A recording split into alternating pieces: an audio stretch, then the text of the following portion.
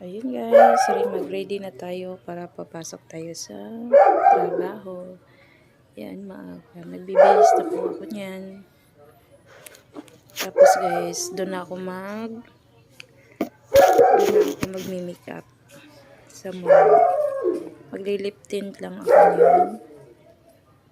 Tapos pulbo. Yan ang gamit kong pulbo guys. Pink siya. Ang brand niya ay ano ba yun? Brand niya ay Baby Flow. Pink. Maganda yung pink. Kaysa puti. Yan ang gamit ko. Kasi pag Johnson ay naano ako. Tinitigyawat. Yung lip tint na yan guys. Tinanggalan ko yan ng packaging dahil pumangit na siya. Ano yan siya? Everbelina. Everbelina lip tint. Kunti na nga lang. Bigay pa yan ng ate ko. Ayan. Tapos ay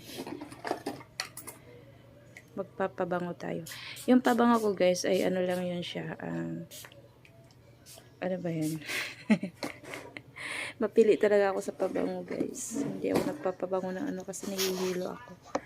Mumurahin lang yan. Sa butika ko lang binibili. Ano siya? Ano ngayon? Kalimutan ko na. Basta. Sabihin ko na lang sa susunod pag naaalala ko. Ayun, nabimidyas tayo.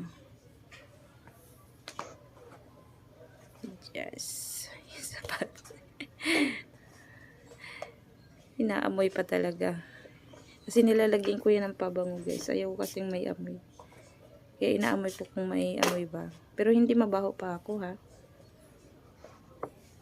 Inaamoy ko lang yan. Ayaw kong nagpapawis. Tapos bago ako umalis ay inom tayo ng isang basong tubig. Ano na yan. Routine ko na yan every morning. Char. Sisimula ako niyan para hindi muna ako kakain ng rice. Mga 11 ako kakain. Kainom muna tayo ng tubig. Ayan. Ayan yung uniform ko. White and black lang. Hindi naman sa Sidmore ako nagtrabaho. Sa Central Mall lang. Sa may mga damitan. Sales lady. Ayan yan. Uniform ko. Monday to Friday yan.